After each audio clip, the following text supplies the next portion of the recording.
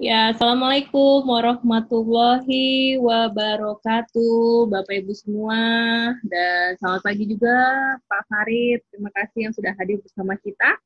Salam sejahtera Bapak Ibu semua yang sudah hadir. Silahkan ya, boleh tulis di kolom chat nama dan juga asalnya ya untuk kita supaya saling mengetahui ada di mana jangan tetangganya ya, sama-sama dari Bekasi atau sama-sama dari Tangerang seperti itu.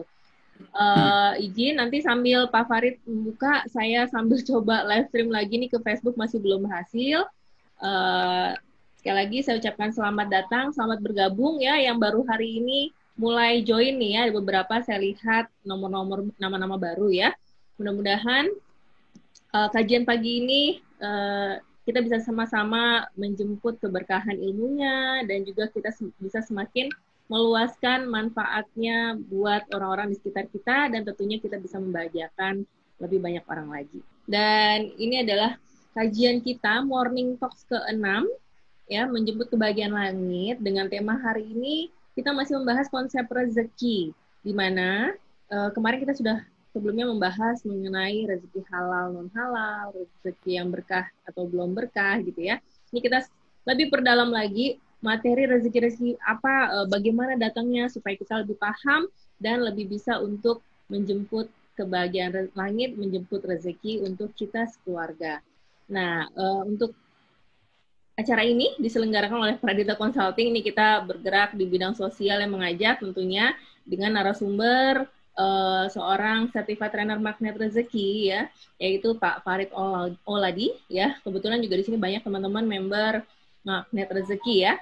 Namun kita di sini coba untuk secara umum dulu ya supaya semuanya tahu secara umum mengenai apa itu konsep rezeki. Nanti pelan-pelan kita lanjutkan ke kajian magnet rezeki.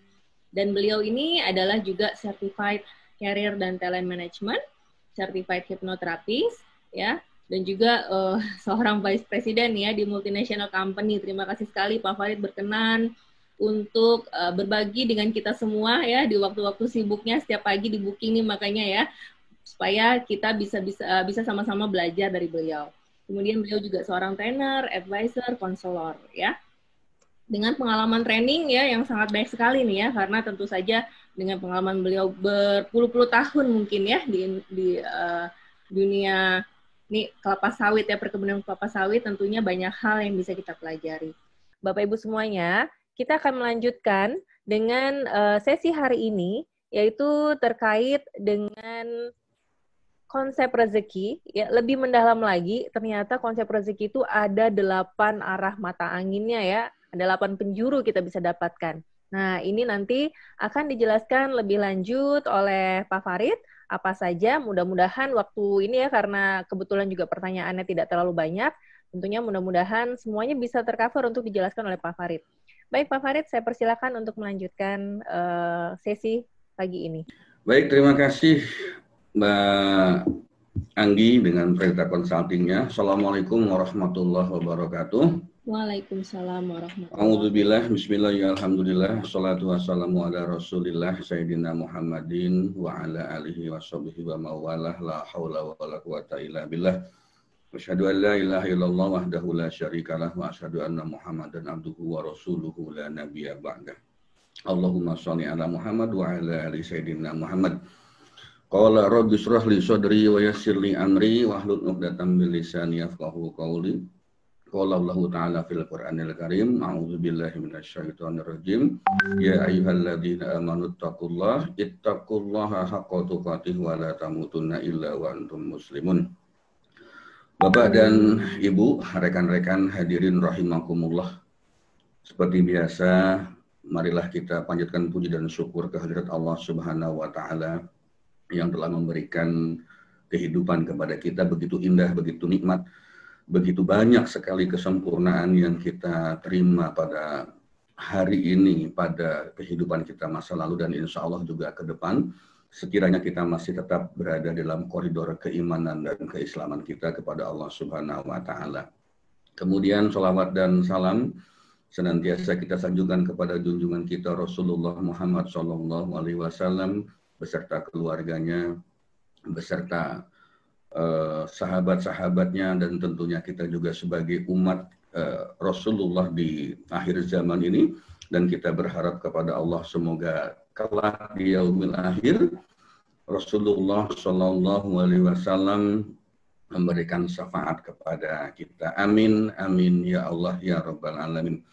Kita lanjutkan seperti biasa, setiap Sabtu pagi kita melakukan kajian atau morning talk atau perbincangan pagi gitu ya, di mana kita akan membahas hal-hal yang sederhana, hal-hal yang biasa terjadi dalam kehidupan kita sehari-hari. Namun kadang-kadang hal sederhana ini sering kita tidak mengingatnya, dan kadang-kadang justru dalam hal yang sederhana ini kita bisa keluar dari jalur yang ditentukan oleh Allah beserta Rasulnya Muhammad Sallallahu Alaihi Wasallam. Contoh sederhana, ketika kita melaju dalam kecepatan tinggi di jalan tol misalnya, memacu mobil kita, kendaraan kita, kadang-kadang justru dengan kerikil yang kecil itu, ya kerikil yang kecil itu kaca kita bisa pecah berantakan.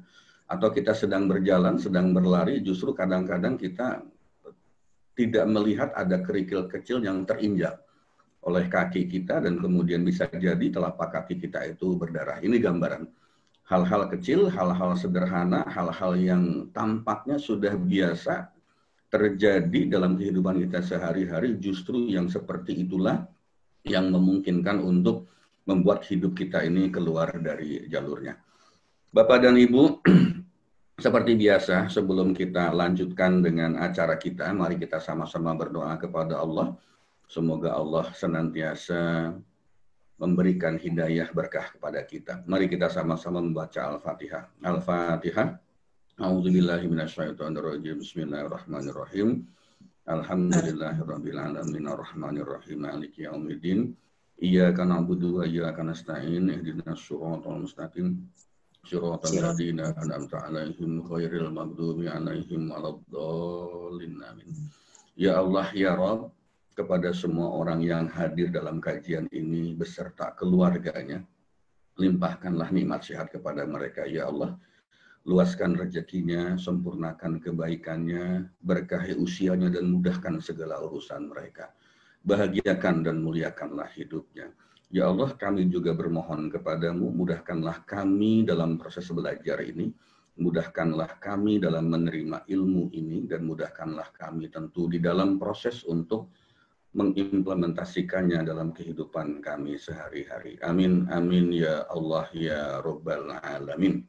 Ya, baik Bapak dan Ibu gitu ya. Kita kemarin sudah membahas konsep rezeki halal, rezeki yang tidak halal. Kemudian kita juga membahas keberkahan rezeki dan sebagainya. Lalu sering muncul di dalam kehidupan kita sehari-hari gitu. Ada pertanyaan-pertanyaan yang sebetulnya wajar gitu ya, wajar masuk ke dalam diri kita, ke dalam benak kita, ke dalam pikiran kita. Pak, sepertinya ya rezeki saya itu memang segini gitu kan. Ada orang mengatakan kan rezeki itu sudah ada takarannya Pak. Rezeki itu sudah ditentukan oleh Allah, takarannya itu berbeda-beda untuk setiap manusia. Jangan-jangan kalau saya sekarang ini hidupnya seperti ini, tidak berkelebihan gitu kan, cuman cukup-cukup saja, jangan-jangan maknanya bahwa rezeki saya itu memang segini takarannya gitu. Pertanyaannya adalah, apakah kita sudah pernah tahu takaran rezeki kita sebesar apa? Apakah kita pernah tahu bahwa takaran rezeki kita ini seperti yang kita miliki pada saat ini? Kira-kira seperti itu gitu kan. Nah, dari mana kita tahu kalau rezeki kita itu seperti ini? Ini pertanyaan yang muncul ke dalam pikiran kita, ke dalam benak kita gitu kan. Kemudian yang kedua, pertanyaan berikutnya yang sering muncul juga adalah gitu kan, mengapa rezeki orang itu berbeda-beda? Kenapa rezeki saya kok tidak sama dengan yang lain? Misalnya, kalau saya ini kok nyari uang 50.000 per hari saja mesti banting tulang, peras keringat, gitu kan? Keringat dingin, keringat panas keluar, jungkir balik. Tapi ada orang yang nongkrong-nongkrong saja, ada orang yang duduk-duduk saja, gitu. Tapi tinggal tanda tangan sedikit langsung cair itu miliaran, gitu misalnya, gitu kan? Nah, kemudian kita bisa melihat lagi gitu kan, bagaimana supaya kita bisa mendapatkan penghasilan yang 10 miliar per bulan gitu. Mungkin tidak. Gitu. Apakah mungkin gitu? Ah Pak, jangan ngelamun sih Pak. Halu Pak. Nggak mungkin lah bisa mendapatkan penghasilan 10 miliar per bulan. Sedangkan saya saja sekarang ini dapat cuma 100.000 saja, itu udah babak belur misalnya. Seperti itu gitu kan. Nah, ada lagi anggapan-anggapan dari sebagian kita bahwa yang namanya orang Islam itu pasti konotasinya adalah orang yang tidak berkecukupan. Karena kita tahu hidup di negara kita ini, kalau kita berbicara konglomerat gitu misalnya ya, kita bicara pengusaha-pengusaha besar misalnya gitu ya, kita bicara mereka-mereka yang kaya raya itu kebanyakan non-muslim, bukan muslimnya. Apakah iya orang Islam itu ditakdirkan ya, ditakdirkan untuk tidak menjadi orang kaya? Ini pertanyaan-pertanyaan yang seringkali muncul ke permukaan, seringkali datang juga ke dalam pikiran kita gitu ya. Baik, Bapak dan Ibu, mari kita lanjutkan PowerPoint-nya, boleh diteruskan Mbak Anggi. Kalau kita berbicara kekayaan umat Islam, pernah tahu nggak namanya sahabat Umar bin Khattab? Beliau itu punya ladang pertanian, jumlahnya 70.000 ladang. Rata-rata harga ladangnya itu sebesar 160 juta rupiah, itu kalau dirupiahkan ya, rupiahkan dengan kurs yang sekarang gitu kan. Itu maknanya ya, Khalifah Umar bin Khattab itu meninggalkan warisan sebanyak 11,2 triliun pada saat beliau meninggal. Gitu kan. Kemudian setiap tahun rata-rata ladang pertaniannya itu menghasilkan berapa? 40 juta rupiah. Gitu ya. Itu yang apa namanya? Yang muncul ya. Hasilnya seperti itu. Itu maknanya berarti Umar itu mendapatkan penghasilan 2,8 triliun per tahun atau 233 miliar per bulan. Nah, ini yang apa namanya tidak pernah atau jarang diketahui oleh orang lain ya. Bapak dan Ibu rahimakumullah, sebentar ini ada persoalan teknis sedikit gitu ya. Oke, Mbak.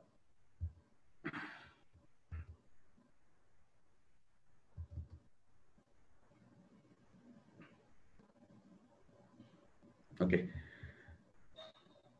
Mohon maaf Bapak dan Ibu.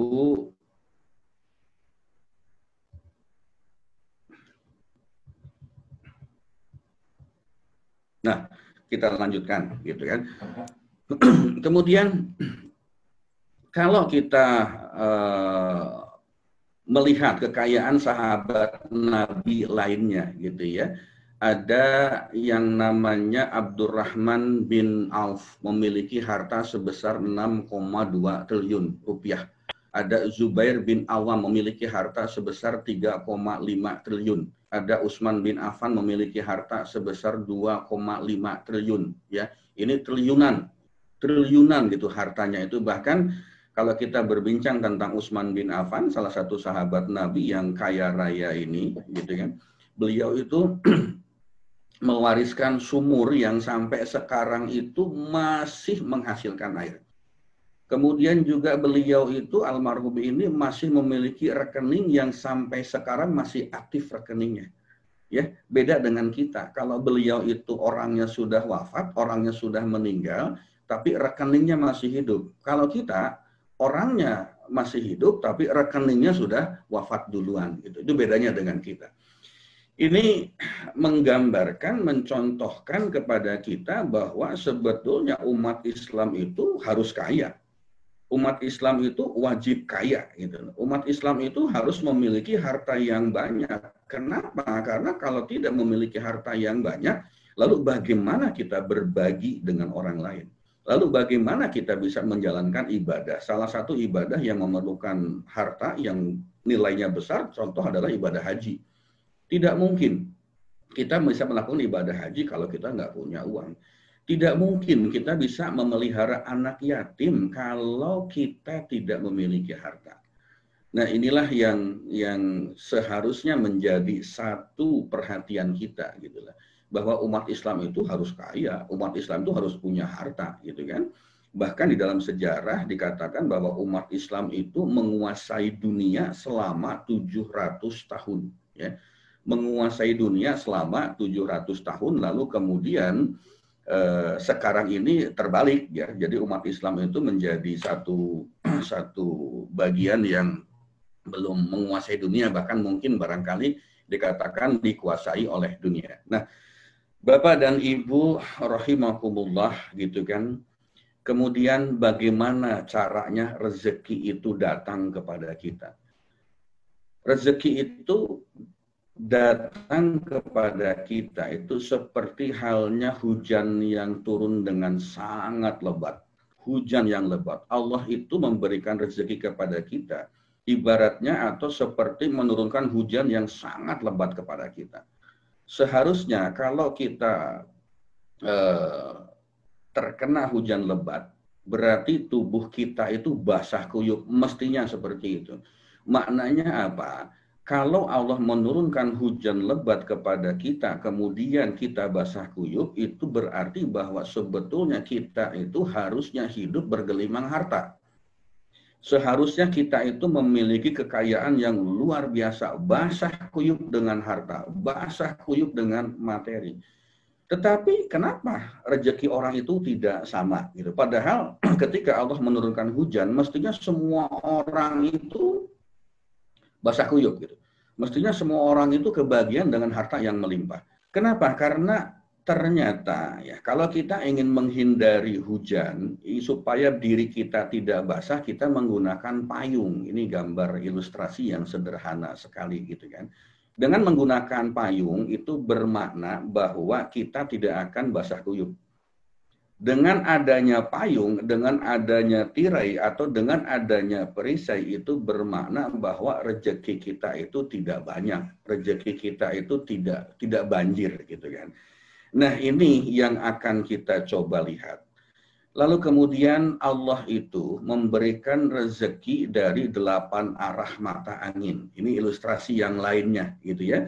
Ilustrasi bahwa Allah itu memberikan rezeki bagaikan hujan lebat. Allah itu memberikan rezeki kepada kita itu seperti air yang melimpah ruah gitu kan. Nah sekarang diilustrasikan dari 8 arah mata angin. Maknanya apa kalau kita lihat? Mata angin, utara, selatan, barat, timur, timur laut, tenggara, barat daya, barat laut. Tidak ada tempat kosong, tidak ada ruang kosong yang tidak didatangi rezeki. Tidak ada ruang yang tidak muncul rezeki untuk diri kita. Ini salah satu makna yang lain ya dari kalimat bahwa Allah menurunkan rezeki kepada kita itu seperti hujan yang sangat lebat. Dari 8 penjuru mata angin. Maknanya apa? Maknanya tidak boleh ada orang yang tidak kebagian rezeki dari Allah. Kenapa? Dari 8 penjuru ini semuanya mengandung rezeki, gitu ya. Bapak dan Ibu rahimakumullah. Yang pertama, kalau kita bicara 8 penjuru mata angin, Allah itu memberikan rezeki kepada kita. Ya. Arah yang pertama itu adalah rezeki yang telah dijamin oleh Allah. Ya. Allah itu telah menjamin rezeki kepada kita. Di dalam surat Hud ayat 6 Allah mengatakan wa ma min dabbatin fil ardi illa 'alallahi rizquha. Dan tidak ada satu binatang melata pun di muka bumi ini melainkan Allah lah yang memberikan rezekinya. Kalau kita tahu arah mata angin yang pertama ini bahwa Allah telah menjamin rezeki kita. Kenapa kita masih merasa tidak yakin bahwa besok kita bisa makan? Kenapa kita masih merasa ragu-ragu apakah kita masih bisa hidup atau tidak, gitu kan? bagi teman-teman, bagi rekan-rekan, bagi bapak dan ibu yang pada saat ini barangkali kena putus kerjaan, kena PHK, barangkali yang usahanya sedang mengalami persoalan, yang bisnisnya sedang mengalami stagnan seperti itu, yakinlah bahwa ini adalah kondisi yang sifatnya sementara. Kenapa tidak yakin? Karena Allah mengatakan tadi, tidak ada satu makhluk pun di muka bumi ini, melainkan Allah lah yang memberikan rezekinya. Teman-teman, rekan-rekan, bapak dan ibu, termasuk saya, dulu 2007 saya pun kena PHK, gitu. Kena pemutusan hubungan kerja dari satu perusahaan. Setelah sekian belas tahun saya berkarir di perusahaan itu pada posisi yang begitu bagus, tiba-tiba kena PHK. Lalu muncul keraguan dalam hati, bagaimana nanti makannya ya? Bagaimana kehidupan nanti ya? Bagaimana kita mencari nafkah? Dari mana kita nanti bisa mendapatkan penghasilan? Ini adalah satu hal yang sering muncul di dalam pikiran kita. Wajar, manusiawi, silahkan, enggak apa-apa, gitu kan. Tetapi ketika kita paham dengan ilmunya, ketika kita tahu tentang ilmu ini bahwa Allah yang akan menjamin rezeki kita, sepatutnya kita tidak perlu merasa khawatir lagi. Mau bebas riba, barangkali selama ini kita banyak sekali hal-hal yang kita lakukan, banyak sekali hal-hal yang kita peroleh gitu ya, dengan cara bersinggungan dengan riba. Lalu muncul ilmu baru, pemahaman baru, lalu muncul niat kita, bagaimana supaya kita bisa bebas dengan riba. Ya, ketika kita punya niat seperti itu, maka godaan lain juga akan muncul. Kalau saya harus terbebas dari riba, misalnya saya bekerja di developer perumahan, atau saya bekerja di perusahaan leasing misalnya gitu, atau saya bekerja di bank. Kalau saya keluar, kalau saya resign dari perusahaan ini, lalu bagaimana penghasilan saya nanti? Lalu bagaimana rezeki saya? Lalu bagaimana penghasilan saya nanti? Kan itu yang sering muncul di dalam pikiran kita gitu. Insya Allah tidak perlu takut, tidak perlu khawatir. Kenapa? Kembali lagi bahwa tidak ada satu makhluk pun di permukaan bumi ini, melainkan Allah lah yang akan memberikan rezekinya. Bapak dan Ibu, kenapa kita masih sering tidak yakin dengan Allah?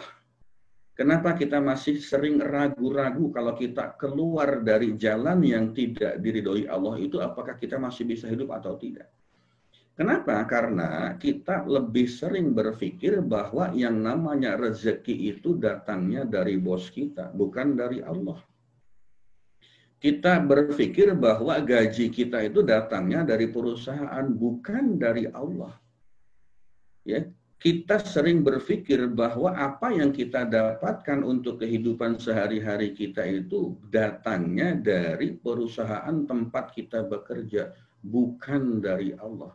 Lalu akibatnya, kalau sudah seperti ini, maka kita akan lebih takut dengan bos kita daripada Allah.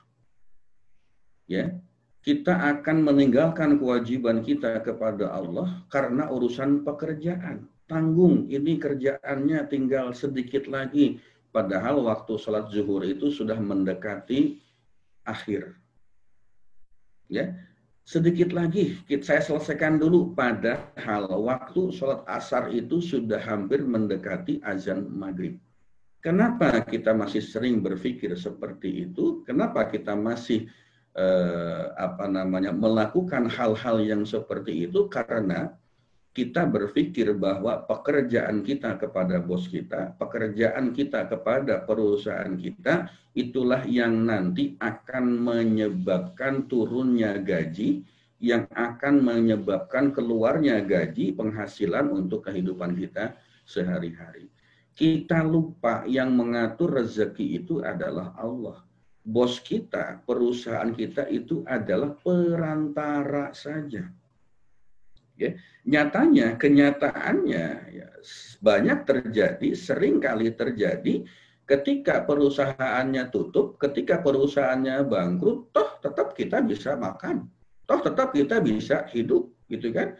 Ketika bos kita resign, ketika bos kita keluar, ketika bos kita diganti, atau ketika bos kita meninggal misalnya, toh kita tetap gajian juga, toh tetap kita bisa mendapatkan rezeki juga, bisa hidup juga, gitu kan? Atau seperti yang saya alami ketika perusahaan saya tutup, bangkrut pada saat itu, justru saya mendapatkan tempat kerja yang jauh lebih baik daripada tempat kerja saya yang dahulu. Nah, inilah yang sering kali kita tidak menyadari bahwa yang memberikan rezeki itu bukan bos kita, bukan perusahaan kita. Yang memberikan rezeki kepada kita itu adalah siapa? Adalah Allah Subhanahu wa Ta'ala. Bapak dan Ibu rahimakumullah, gitu kan. Seringkali ya, gara-gara kita berpikir bahwa rezeki itu dari bos, ya, bukan dari Allah, kita lebih sering menjilat makhluk daripada Khalik. Kalau ketemu makhluk, ketemu sesama manusia, ketemu bos kita, ketemu pemilik perusahaan, ketemu atasan misalnya gitu kan, ketemu pejabat luar biasa, kita nunduk-nunduk, kita hormatnya Masya Allah gitu kan. Tetapi ketika kita mendapatkan panggilan dari Sang Kholik untuk sholat 5 waktu misalnya, terlalaikan. Azan sudah berkumandang, nanti dulu, nih bos saya belum selesai. Azan sudah bersahut-sahutan dari seluruh penjuru bumi ini, memanggil kita untuk melakukan sholat, tetapi gara-gara meetingnya belum kelar, meetingnya belum selesai, maka kita abaikan panggilan itu. Ini yang sering terjadi, ini yang sering kita alami. Dan inilah yang menyebabkan salah satu kenapa rezeki kita itu tidak datang seperti banjir ke dalam diri kita. Kenapa? Karena memang Sang Kholik itu adanya di belakang, di depan kita adanya makhluk, gitu kan. Nah, kemudian ada satu seloroh biasanya seperti itu kan. Apa bedanya antara gaji dengan rezeki, gitu? Ada yang tahu? Ya, ada yang tahu nggak bedanya apa itu antara gaji dengan rezeki? Kalau boleh ditulis di chat WA-nya, silahkan nanti Mbak Anggi dilihat di monitor. Ada nggak yang tahu antara gaji dengan rezeki, gitu ya? Monggo, silahkan. Gaji itu ada slipnya, ya, ada slip gaji, ada pay slipnya. Ini versi saya, gitu ya. Silahkan versi yang lain. Tetapi yang namanya rezeki itu nggak ada slipnya, ya. Ada slipnya, ya, Sera 5 India Papa slipnya, slip gaji. Kalau rezeki itu nggak ada slipnya, ya. Sera Echo 5 India Papa slip itu nggak akan keselip, nggak akan ketukar, gitu. Nggak akan ketukar, ya. Namanya rezeki itu nggak akan ketukar. Maknanya apa? Kalau kita tidak bisa mendapatkan gaji, ya, tetap kita akan mendapatkan rezeki. Karena rezeki itu bukan cuma sekedar gaji. Bagi mereka para pengusaha, di sini di jamaah ini juga ada beberapa pengusaha nih, teman-teman saya ikut ya, yang tidak pernah memiliki gaji, tapi justru dia bisa menggaji orang lain. Nah, ini selorohnya seperti itu, gitu kan. Bedakan antara gaji, ya ada slipnya, dengan rezeki yang nggak ada slipnya, gitu. Ini ada yang masuknya rezeki itu gaji terbatas sesuai usaha, rezeki tidak terbatas. Ya, banyak ya macam-macam. Atau boleh dibuka dulu Mbak Anggi, apa itu perbedaan antara gaji dengan rezeki? Ini tampaknya menarik, ini banyak yang masuk nih. Ya, silakan Bapak Ibu, sudah saya allow unmute-nya. Silakan yang mau menyuarakan pendapatnya, ya. Bisa meng-unmute dulu, nanti saya spotlight. Silahkan Bapak Ibu, ada yang mau ini tinggal di-unmute sendiri ya. Ada, ini ada beberapa yang sudah menjawab ya di kolom chat. Terima kasih. Ada Ibu Binti ya. Gaji dari manusia, rezeki dari Allah. Ada Pak Ahyat, gaji sudah tetap tapi rezeki tak terbatas. Pak Medi atau Bu Medi. gaji berupa materi atau uang, rezeki tidak selalu dalam bentuk materi. Kalau gaji dalam bentuk materi atau uang. Mbak Ana, rezeki itu bisa keluarga yang harmonis, teman dan sahabat yang baik, dan lain-lain. Wow, Masya Allah nih semuanya ya, banyak yang langsung sharing ya. Oke, Ibu Arum, gaji itu terbatas sesuai usaha, rezeki tidak terbatas sesuai berkah Allah. Ibu Eni, gaji sudah ada takarannya sesuai yang dikerjakannya, pekerjaan, kalau rezeki dari Allah, tidak ada takarannya atau tidak terbatas, hanya uang saja. Ibu Eni Fatimah, ya gaji itu berupa uang, kalau rezeki tidak selalu berupa uang, bisa berupa kesehatan, ketenangan, dan lain-lain. Wah, betul sekali nih Bu Eni Fatimah ya. Atailah Aryo Bimo, Pak Atailah ya, rezeki tidak hanya gaji. Rezeki semua nikmat dari Allah, nikmat sehat, nikmat iman, dan nikmat Islam. Alhamdulillah betul sekali ya Pak ya. Ya, baik sekali nih Pak Farid ya, yang sudah sharing mengenai apa itu perbedaannya ya, tadi perbedaan antara gaji dengan rezeki. Silahkan Pak Farid untuk melanjutkan. Ini videonya off ya Pak ya? Iya. Ini ada satu nih yang menarik nih dari Regi. Semoga Regi ini teman saya, dia pengusaha besar juga itu kan. Dia menuliskan bahwa gaji itu rezeki, tetapi rezeki bukan hanya gaji, ini luar biasa gitu. Karena beliau itu menggaji orang, bukan mendapatkan gaji dari dari perusahaan lain gitu kan. Nah, kita lanjutkan ya. Ini seru, ini mantap sekali gitu kan. Ya. Kalau perlu mungkin nanti di sesi berikutnya di kedepannya Mbak Anggi ada sesi yang testimoni barangkali gitu ya. Supaya teman-teman juga bisa memberikan sharing pengalamannya terkait dengan terkait dengan materi apa yang kita bahas gitu ya. Siap. Baik, kita lanjutkan ya. Nah, Bapak dan Ibu, kalau tadi kita bisa mengatakan perbedaan antara gaji dengan rezeki. Pertanyaan saya berikutnya ini. Kalau misalnya dalam keadaan kita tidak berkecukupan gitu ya. Karena kita nggak boleh mengatakan miskin. Dalam keadaan kita tidak kaya, tidak berkecukupan. Tiba-tiba ada orang kaya gitu, atau ada pejabat, atau ada perusahaan yang menjamin untuk memberikan nafkah, atau memberikan gaji, atau memberikan penghasilan tetap kepada kita. Itu rasanya gimana? Ya, rasanya gimana? Misalnya begini, saya kondisinya sedang tidak baik ya, saya kondisinya sedang tidak bagus dari sisi ekonomi. Tiba-tiba ada orang datang gitu, ada orang kaya datang atau pejabat. Farid, kamu nggak usah khawatir, saya yang akan menjamin kamu gitu. Saya akan kasih kamu uang ya, kira-kira 10 juta deh per bulan ya buat kamu gitu, dan kamu nggak usah ngapa-ngapain lah. Yang penting kamu hidup sesuai dengan ketentuan dari Yang Maha Kuasa. Apa yang akan kita rasakan gitu ya? Kalau saja ada orang yang menjamin kehidupan kita, menjamin akan memberikan rezeki kepada kita, itu saja kita sudah merasa tenang. Lalu apa yang bisa kita rasakan kalau Allah yang menjamin rezeki kita? Gitu. Kalau Allah yang menjamin rezeki kita. Ya, orang saja yang menjamin rezeki kita, memberikan penghasilan kepada kita, kita itu bisa yakin, bisa tenang gitu kan, bisa nyaman hidup kita, bisa rileks hati kita, apalagi kalau Allah yang memberikan jaminan kepada kita. Nah, inilah yang sering terlupakan oleh kita, makanya hidup kita kadang-kadang merasa tidak nyaman, hidup kita merasa tidak tenang, hidup kita merasa tidak enak. Kenapa? Karena kita melupakan sesuatu, melupakan bahwa Allah itu sudah menjamin rezeki kita. Gitu. Sudah menjamin rezeki kita. Dicantumkan di mana? Allah mengatakannya di mana? Di Al-Quran. Gitu. Allah itu yang menjamin rezeki kita. Kenapa kita mesti merasa tidak yakin, mesti merasa tidak nyaman? Dan satu hal lagi Bapak dan Ibu, Allah itu tidak akan mewafatkan kita, tidak akan mematikan kita kalau rezeki kita itu belum sempurna diberikan kepada kita.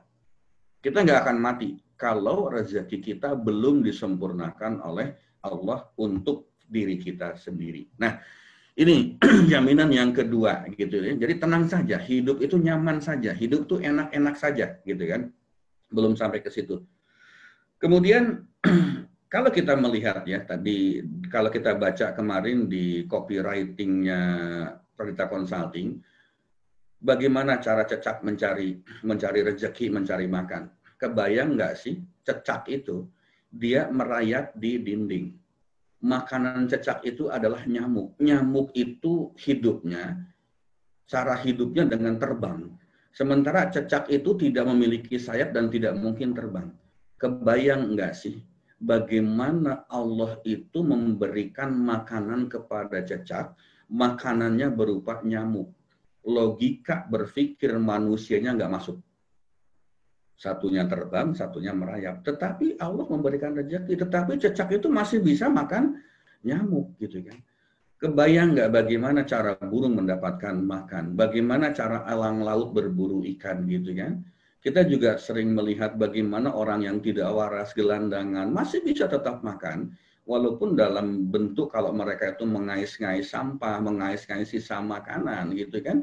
Tetapi dalam hal ini berarti Allah itu memberikan rezeki kepada semua makhluknya. Memberikan rezeki kepada semua orang tanpa pandang bulu.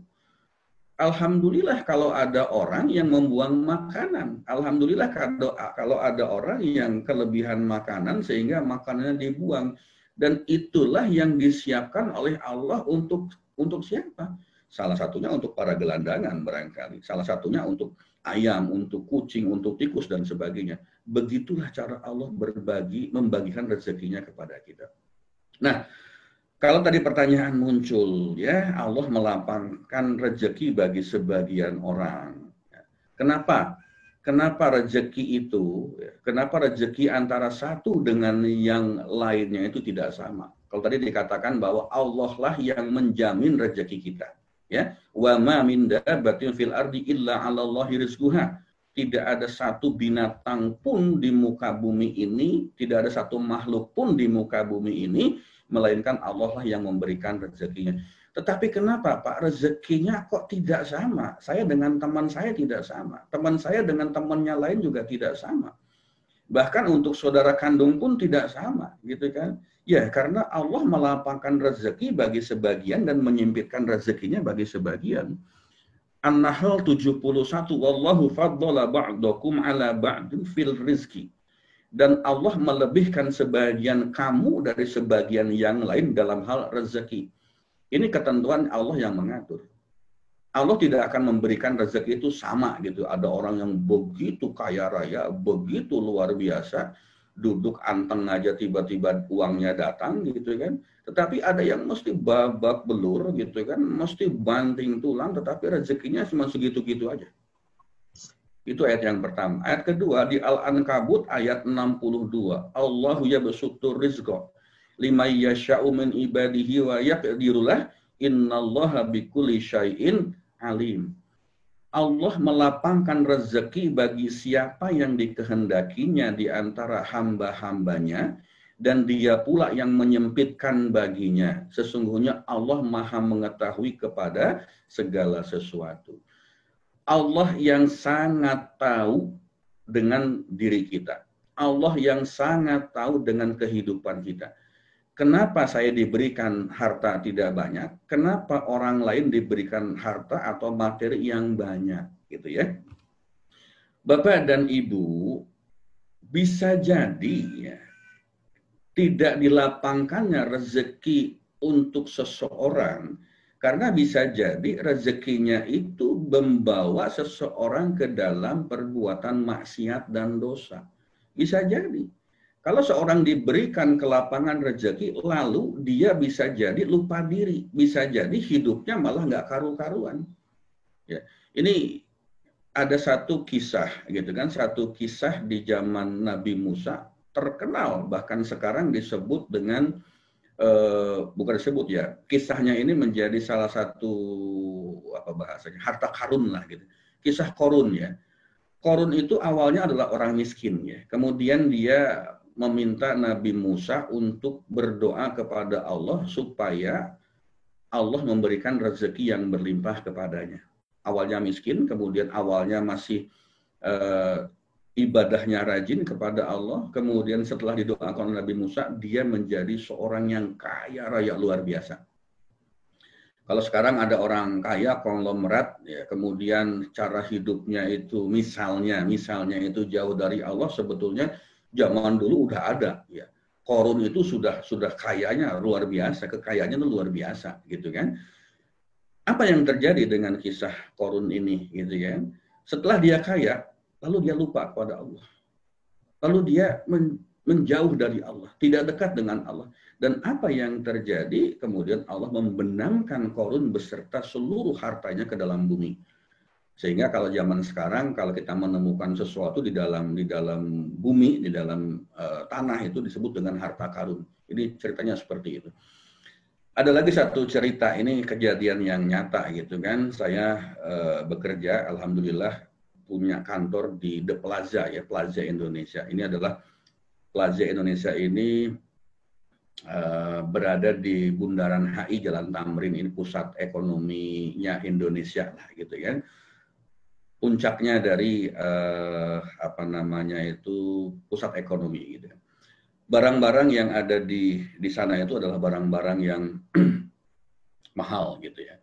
Nah, suatu saat ada teman saya gitu ya, jalan dengan saya di Plaza Indonesia-nya, kemudian dia berseloroh.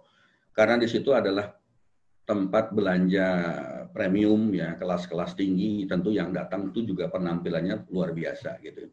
Kemudian dia berseloroh, wah seandainya, Farid dia bilang gitu, seandainya saya ini punya uang banyak ya, punya harta yang banyak, itu tuh wanita-wanita yang ada di Plaza Indonesia ini pasti saya pacari semua gitu kan. Lalu saya bilang kepada yang bersangkutan, itulah makanya kenapa Allah itu tidak memberikan rezeki yang berlimpah kepadamu. Karena engkau sudah punya niat yang nggak bagus gitu ya. Niat kamu kalau lu punya duit banyak itu bukan dipakai buat ibadah, tapi lu pakai buat maksiat. Bener nggak? Kira-kira begitu. Makanya lu sampai sekarang nggak kaya-kaya gitu. Bercanda saya dengan teman saya itu. Kita sama-sama ketawa, kita sama-sama ngakak lah gitu pada saat itu. Nah, inilah salah satu contoh kenapa Allah itu tidak memberikan rezeki ya kepada kita itu berlimpah. Karena jangan-jangan siapa tahu itu barangkali niat kita nggak benar. Kalau kita punya rezeki yang banyak, justru kita akan hidup dalam kemaksiatan. Justru kita hidup dalam dosa. Allah lebih tahu dengan apa yang akan terjadi di masa yang akan datang. Gitu kan? Lebih tahu dengan yang akan terjadi masa nanti. Kita tidak pernah tahu apa yang akan terjadi kalau kita punya rezeki banyak. Kita tidak pernah tahu juga kenapa rezeki kita tidak dilapangkan oleh Allah, gitu kan.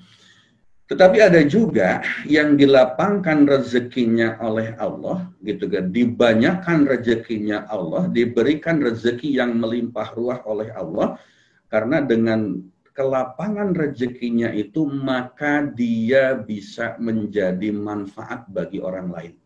Dia bisa menjadi manfaat bagi orang banyak. Ya, sebagaimana rezekinya para sahabat Nabi. Ketika Allah memberikan rezeki yang melimpah pada seseorang, bisa jadi Allah, bukan bisa jadi, Allah tahu. Bisa jadi ketika dilapangkan rezekinya orang tersebut, maka dia akan memberikan manfaat bagi orang lain. Ketika seseorang tidak dilapangkan rezekinya oleh Allah, Allah Maha tahu. Bisa jadi ketika kita dilapangkan rezekinya, justru rezeki itulah yang akan membawa kita kepada kehidupan yang penuh dosa dan maksiat. Nah, ini penjelasan satu jurus ya, satu arah mata angin. Allah itu akan menjamin rezeki kita. Semua makhluknya itu akan diberikan rezeki oleh Allah. Lalu kenapa kita merasa cemas dengan hidup ini? Lalu kenapa kita merasa takut dengan hidup ini? Lalu kenapa kita merasa tidak nyaman dengan hidup ini? Lalu kenapa kita tidak yakin dengan kekuasaan Allah? Karena Allah lah yang akan menjamin rezeki kita. Ketika ada seseorang yang menjamin penghasilan kita, memberikan gaji kita, memberikan penghasilan yang rutin kepada kita, hati kita tenang, hati kita nyaman, hati kita tentram. Apalagi kalau Allah yang menjamin rezeki kita, menjamin kehidupan kita. Tadi teman-teman, bapak-bapak, ibu-ibu, rekan-rekan sudah bisa membedakan antara gaji dengan rezeki. Jadi kalau kita nggak punya gaji, nggak usah kecil hati, nggak usah takut, nggak usah cemas, karena gaji sama sekali bukan rezeki. Gitu kan, karena rezeki itu bentuknya macam-macam, gaji itu cuma satu bentuknya seperti itu. Nah, tetapi ketika Allah menjamin rezeki kita, kenapa rezeki kita tidak sama? Karena Allah Maha tahu. Ketika kita diberikan rezeki melimpah, jangan-jangan nanti hidup kita malah nggak karu-karuan. Jangan-jangan kita malah hidupnya penuh dengan kemaksiatan, penuh dengan dosa, gitu kan. Tetapi kenapa ada orang diberikan rezeki yang melimpah ruah banyak? Insya Allah, Allah Maha tahu. Dengan cara memberikan rezeki yang banyak melimpah kepada seseorang, maka rezeki itu akan mengalir kepada orang lain, memberikan manfaat yang positif kepada orang lain. Banyak yang punya yayasan yatim piatu disalurkan misalnya untuk kepentingan pesantren, disalurkan untuk kepentingan-kepentingan sosial, disalurkan untuk kepentingan-kepentingan infrastruktur umum dan sebagainya. Jadi Allah yang Maha tahu. Jadi Allah yang Maha mengatur. Lalu kalau Allah yang Maha tahu, Allah yang Maha mengatur, kenapa kita masih sering protes dengan Allah? Kenapa kita masih sering tidak bersyukur dengan apa yang kita terima dari Allah? Lalu kenapa kita harus merasa cemas dengan masa depan kehidupan kita?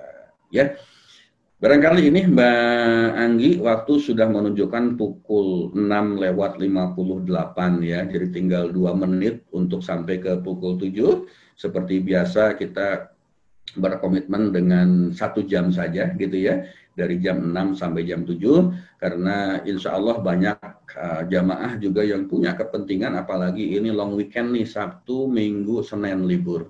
Persiapan lomba-lomba juga barangkali untuk perayaan 17 Agustus. Itu saja, silakan Mbak Anggi. Baik, ya terima kasih Pak Farid atas penjelasannya. Ternyata satu arah mata angin aja sudah cukup meliputi di satu sesi hari ini ya. Dan ternyata ya Bapak Ibu ini masih akan berkelanjutan. Kita masih ada 7 arah mata angin rezeki yang bisa kita dalami lebih lanjut lagi. Tadi saya sudah tulis di kolom chat ya. Boleh Bapak Ibu silakan menuliskan hikmah apa yang didapat dari acara pagi ini. Ya, tadi sudah dijelaskan Pak Farid.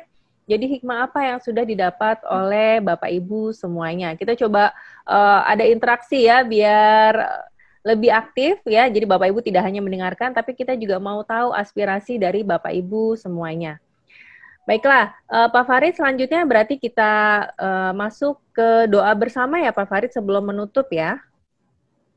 Baik, kita doa sama-sama. Baik, sebentar saya siapkan Pak Farid.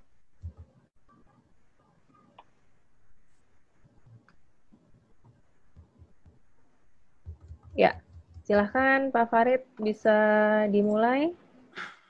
Sorry. Baik. Bentar.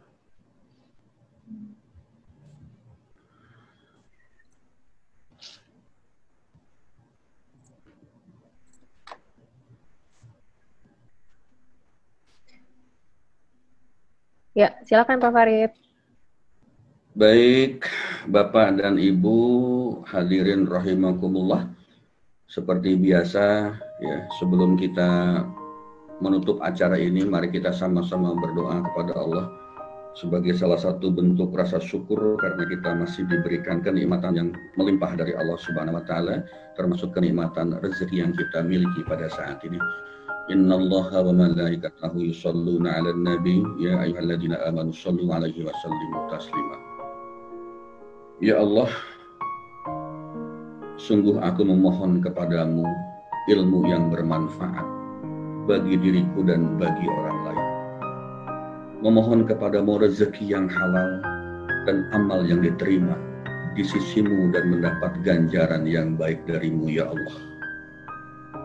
Ya Allah, perbanyaklah harta dan anak-anakku, serta berkahilah karunia yang Engkau berikan. Panjangkanlah umurku dalam ketaatan kepadamu, dan baguskanlah amalku, serta ampunilah seluruh dosa-dosaku ya Allah ya Rabb. Ya Allah, ya Rabbi, Aku berlindung kepadamu dari kefakiran. Aku berlindung kepadamu dari kemiskinan. Dan aku berlindung darimu daripada kehinaan. Aku pun bermohon berlindung kepadamu, jangan sampai aku menzolimi atau dizolimi. Ya Allah, ampunilah aku, kasihanilah aku, berilah petunjuk kepadaku, selamatkanlah aku dari berbagai penyakit, dan berikanlah rezeki yang melimpah kepadaku. Ya Allah, sesungguhnya aku meminta dari keutamaanmu dan pemberianmu, rezeki yang baik dan berkah ya Allah. Sesungguhnya Engkau memerintahkan untuk berdoa dan memutuskan atasku pengabulan doa. Dan Engkau zat yang tidak melanggar janji dan tidak mendustainya. Ya Allah, tidak ada kebaikan yang Engkau sukai, kecuali Engkau jadikan kami mencintai kebaikan tersebut, dan mudahkanlah kami untuk mendapatkannya. Dan tidak ada sesuatu yang Engkau benci, kecuali Engkau jadikan kami benci terhadap sesuatu tersebut, dan jauhkanlah kami darinya. Dan janganlah Engkau cabut dari kami keislaman kami setelah Engkau berikan. Rabbana atina fid dunya hasanah wa fil akhirati hasanah wa qina adzabannar. Subhana rabbika rabbil izzati amma yasifun wa salamun alal mursalin walhamdulillahi rabbil alamin. Al-Fatihah. A'udzu billahi minasyaitonir rajim. Bismillahirrahmanirrahim. Alhamdulillahi rabbil alamin. Arrahmanir rahim. Maliki yaumiddin. Iyyaka na'budu wa iyyaka nasta'in. Ihdinas siratal mustaqim. Shiratal ladzina an'amta 'alaihim ghairil maghdubi 'alaihim waladdallin. Baik, Bapak Ibu, semoga Allah mengabulkan doa kita, dan terima kasih atas segala perhatian pada pertemuan pagi hari ini. Mohon maaf jika ada kekeliruan yang tidak sengaja saya sampaikan. Dan semoga kita masih diberikan kenikmatan iman, kenikmatan Islam, dan insya Allah minggu depan kita akan berjumpa lagi dalam Morning Talk berikutnya dengan materi yang kita akan lanjutkan. Terima kasih, selamat pagi, Assalamualaikum warahmatullahi wabarakatuh. Waalaikumsalam warahmatullahi wabarakatuh. Ya, terima kasih. Kita berikan tepuk tangan dulu yuk Bapak Ibu buat Pak Farid Auladi yang sudah sharing di pagi ini. Ya, terima kasih banyak Pak Farid untuk sharingnya ya. Baru satu materi tapi makjub banget ya ini. Mudah-mudahan membawa kita untuk bisa benar-benar meraih rezeki yang diridhoi Allah ya, seperti itu. Nah, Bapak Ibu, terima kasih yang sudah hadir di sini pagi ini ya. Kita akan lanjutkan kembali materi selanjutnya di Sabtu pagi depan ya. Stay tune karena kita buat rutinitas yang lebih bermanfaat ya di Sabtu pagi, supaya di weekend pun kita pun bisa menjemput ilmu yang lebih berkah. Ini alhamdulillah pagi ini tadi sudah mencapai partisipannya 46 orang. Sebelum kita akhiri, Bapak Ibu boleh yang dalam keadaan rapi dan siap, kita foto-foto dulu yuk sebentar ya. Silahkan di-on-kan videonya Bapak Ibu ya, biar kita ada memori nih, jamaah ini adalah sahabat sesurga kita, insya Allah menjadi keluarga sesurga nanti ya.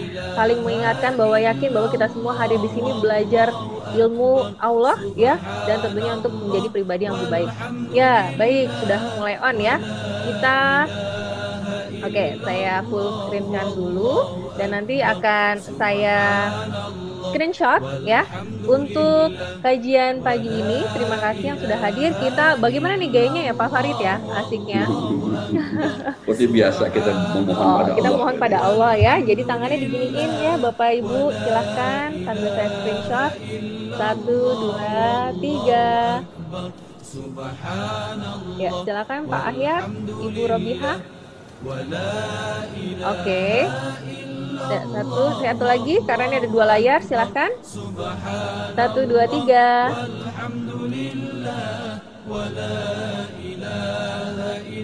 Oke, satu lagi Bapak Ibu ya, karena kita mudah-mudahan selalu menyebut rezeki yang berkah ya, selalu memberikan hati kita buat orang-orang di sekitar kita, memuliakan dengan hati.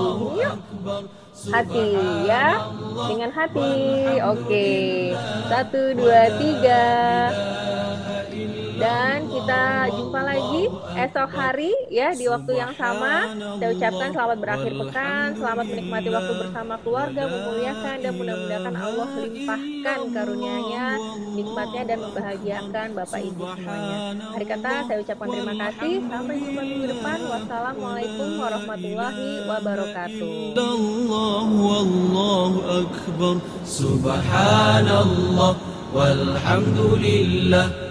ولا إله إلا الله والله أكبر سبحان الله والحمد لله ولا إله إلا الله والله أكبر سبحان الله والحمد لله ولا إله إلا الله والله أكبر سبحان الله والحمد لله ولا إله إلا الله والله أكبر.